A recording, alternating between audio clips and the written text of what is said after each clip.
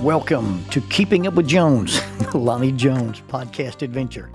You are going to hear the stories from the eclectic life of a guy who is a professional counselor, a family man, a SWAT team chaplain, outdoor enthusiast, a guy involved with ropes, 10th Planet Jiu-Jitsu, a chaotic Jedi, and who is a recipient of an honorary doctorate from the University of Adversity.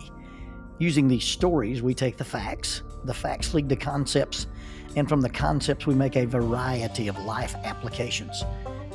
Just a caveat about the facts. Most of the time we will tell you the facts just the way it happened, but once in a while we'll give you the facts the way other people remember how it happened, and that usually includes a tablespoon of embellishment. No harm is meant, just good, clean fun for educational purposes. Please subscribe and share this with your friends or your enemies. It might help them to be better people if they listen. As always, we thank you for keeping up with Jones, the Lonnie Jones podcast adventure. Faulkner University introduces the Master of Arts in Christian Counseling and Family Ministry. Many youth ministers are not well prepared for the complex challenges facing youth, parents, and families today. The program is not designed to fulfill any requirements toward becoming a licensed counselor, but is designed to equip the career youth and family minister to do just that, minister to families, by integrating prevention-oriented counseling skills and intervention strategies within a church setting. Courses include, but are not limited to, counseling skills, counseling couples and families in crisis, family dynamics, human intimacy and sexuality, parent and character education, and church assessments. All courses may be completed online from the convenience of your home or workplace and at the time that fits your schedule. Most courses are only 8 weeks long. There is a 60% tuition discount for members of the Church of Christ. Visit the website faulkner.edu/KGST. KGST stands for Curley Graduate School of Theology. That's faulkner.edu/KGST, or contact Jimmy Holland, Director of Biblical Studies Recruiting, at jholland, HOLLAND, jholland at faulkner.edu with any questions or to find out about the eligibility requirements for the tuition discount. Faulkner University is a sponsor of Keeping Up with Jones, the Lonnie Jones podcast adventure. French toast. It has a ring to it, and dare I say it, it has a certain je ne sais quoi. As a child or as a younger person, we didn't really have many cultural opportunities.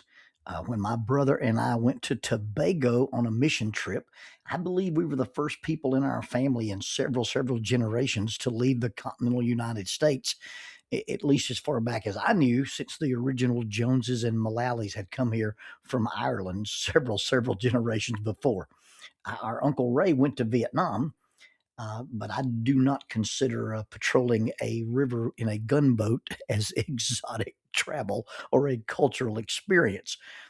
But here I was as a younger child, and probably a middle school student, if not just a little younger, and I was on a mission campaign. But this was before we went on the trip to Tobago.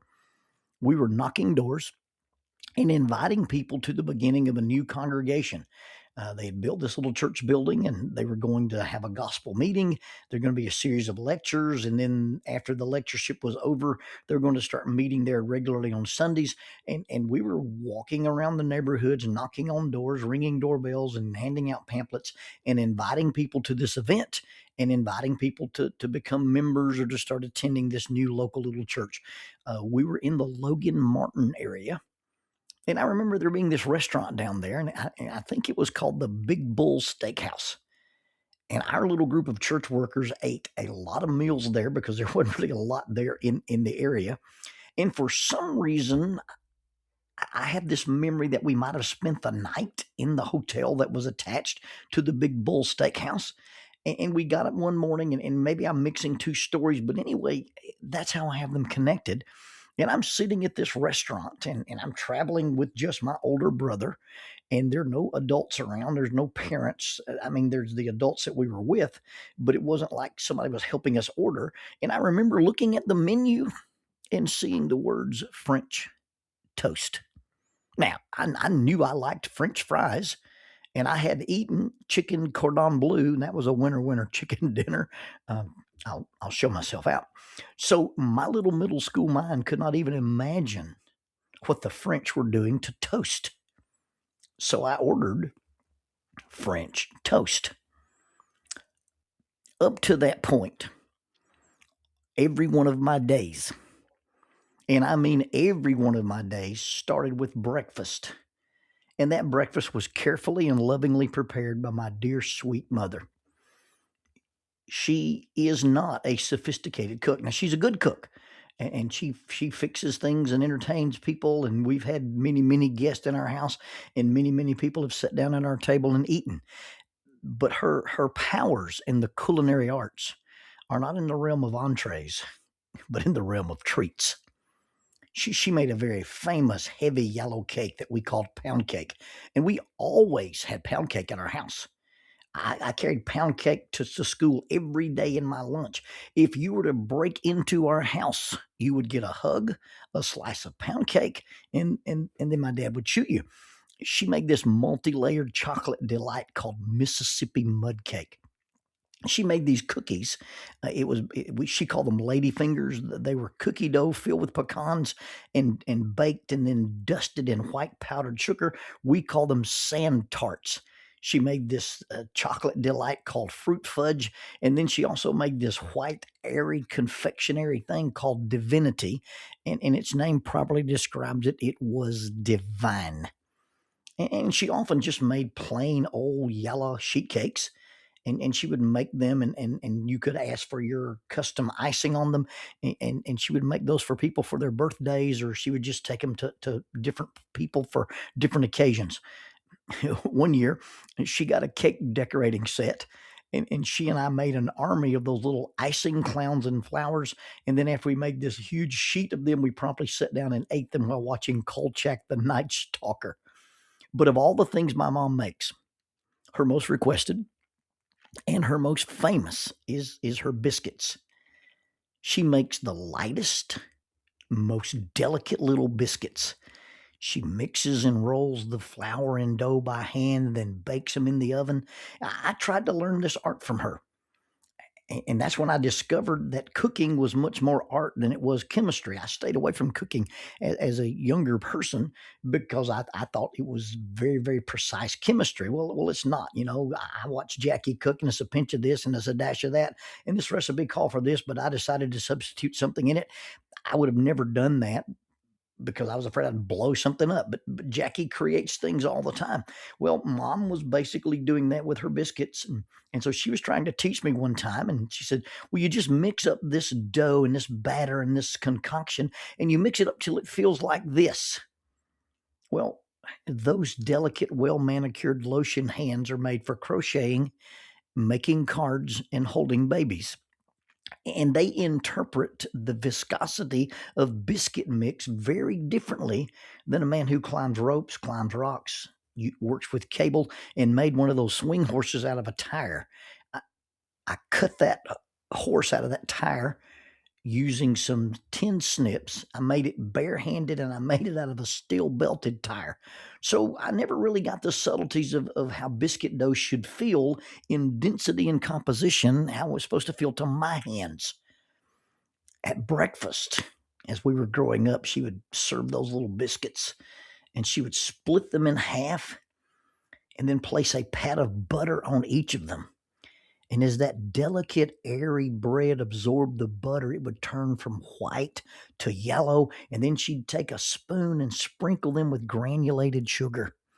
I ate them every day of my life for breakfast up until I got too old to eat breakfast and would just run out of the house drinking a protein shake or something. We called them sugar buttered biscuits. I should have been a marketing genius. So imagine my reaction to French toast. I'd grown up eating sugar buttered biscuits, and the idea of French toast had evoked ideas of patisseries, cream, creme brulee, glazes, jellies, spreads, honey, savory succulentness. But this was just bread.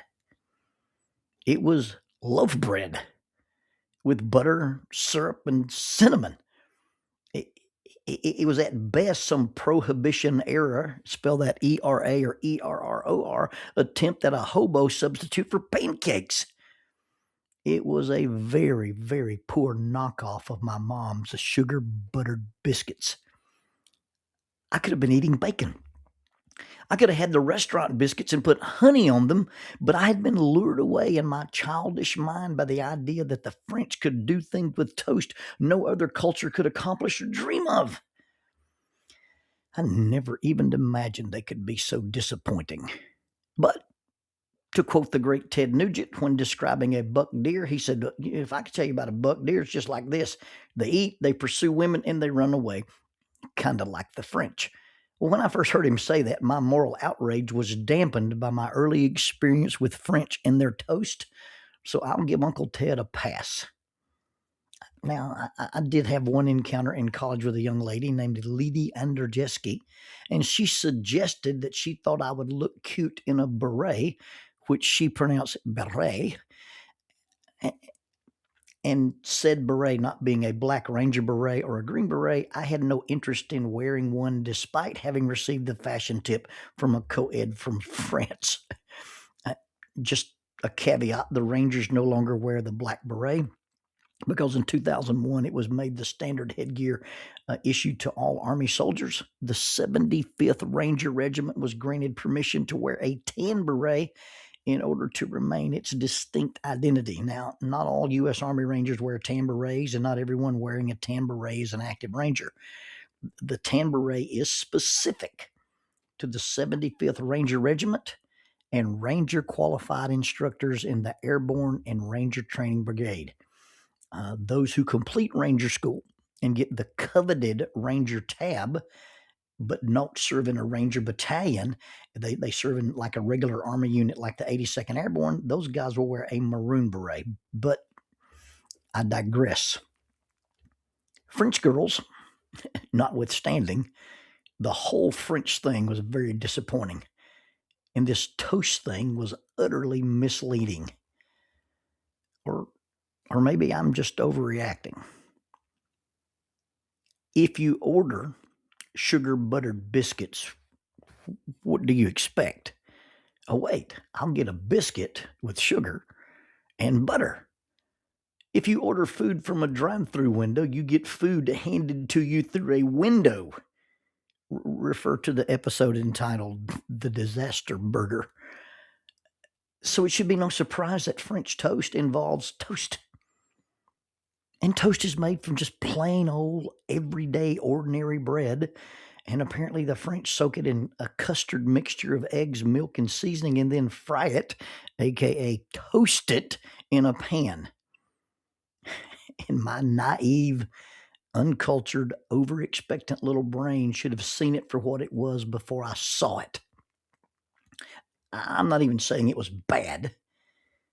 It was just disappointing compared to my expectations. Expectations, realistic or otherwise, are often the source of disappointment. They're the source of disappointment in relationships. They're the source of disappointment in employment. They're the source of disappointment in vacations. And as we've defined before, my favorite definition of grief is when life doesn't turn out like I expect it to, I suffer loss, and humans grieve all losses. Understand, the difference in expectation and reality does not even have to be less. It's just different. It can be different than we expected. It can be harder than we expected. It can be easier than we expected, or it can just be not what we expected. I don't know what I was expecting when I ordered French toast. I ordered toast. And when you strip away the adjectival decorations as in French, whatever that was supposed to mean, it's just toast. Oh, and by the way, French fries are not fried in France. They're fried in Greece. I'm not sure what I was expecting when I ordered toast, French or otherwise, but you know what I got? I got toast. And toast, by any other name, is just loaf bread. What should we expect when we are rude, unkind, overly aggressive, dishonest, impatient, selfish, mean, condescending, or manipulative? Now, we may decorate those things with I was being assertive, I was using boundaries, I was practicing self-care. And if that's what you were really doing, and we really were setting limits on toxicity or abuse, that's fine. But often those words are used to dress up the menu that I serve people, and they don't get the best parts of me. And even if they deserve it, they don't always need it. Just because you have a right to do something doesn't make it right. I'm not backtracking on healthy boundaries, but I believe we've weaponized boundaries and taken old-fashioned rudeness and rolled it up into a coating, sprinkled it with sugar, and called it limit setting, boundaries, or being assertive, when in reality it's just the stale bread of being unkind or impatient. When I teach seminars to churches about dealing with difficult people, I ask them to think about people's behavior and think of it as a ramp or a wedge. So you got this sharp point, very narrow at one end, and as you go toward the other end, it rises and it gets thicker. At the very smallest narrow end of this wedge, people can be inconvenient. And as we progress, the wedge gets increasingly thicker, and people may create discomfort. Even further down the line, people may cause difficulties, or they may even be responsible for disruptions. At the extreme end of the wedge, you find the people who are dangerous or toxic. In most cases, anything to the left of dangerous or toxic needs limits, but they need limits with grace, or maybe they just need grace without limits. Now, there is a place for confrontation. There is a place when you get into toxic or dangerous behavior where you set firm, hard, non-negotiable limits. There's a place for confrontation in interpersonal relationships and businesses and churches and even in therapy. But we got to put those things in place for the right reason and in the right motive. Now, we can take our behavior, we can take the way we choose to treat people, and we can decorate them with any appellation or adjective we want. But in the end, once you scrape off the cinnamon and once you scrape off the butter, it's just toast. And with all respect to Mary Poppins, medicine with sugar is still medicine. I'm not a fan of cursing and swearing. Bob DeNoon, save your rebuttal emails. Some of the words we designate it as out of bounds are simply cultural. Some of them are only offensive in certain contexts and to certain people. In truth, other people's words only have the power we give them. But of the words that we universally agree are offensive or insensitive or rude or crass or coarse or socially unacceptable, those words, they are out of bounds and they remain so. But why are we surprised that we are met with offense or hostility when we use those words? Why are we shocked when we order up confrontation and get confronted? You see, words that are designed to escalate, not de-escalate, words that are pejorative or insulting or demeaning or blasphemous. And when we use them, we get exactly what we ordered, even if we preface them by saying, "Pardon my French."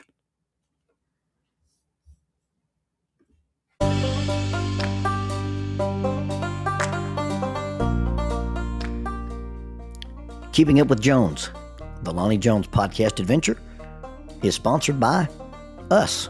What? We sponsor ourselves? Is that even legal? Check us out on Amazon. You can have access to the titles of Pedagogue, the youth ministry book by Lonnie Jones, Cognitive Spiritual Development, a Christ-centered approach to spiritual self-esteem, Grappling with Life, controlling your inside space, a small essay using the principles of Brazilian Jiu-Jitsu to talk about psychological and emotional self-defense. If I Were a Mouse, a children's book written and illustrated by Lonnie Jones. And then The Selfish Rill, a very short story about a decision. Also, you can check out our YouTube channel to see archived lessons and presentations from across the country, some videos with rope tricks and knots. Don't forget to visit the Facebook page 550 Guys to learn about the little rope men that we make and that we invented and that we make. And then be sure to click like, subscribe, and share. This is Keeping Up with Jones, the Lonnie Jones podcast adventure.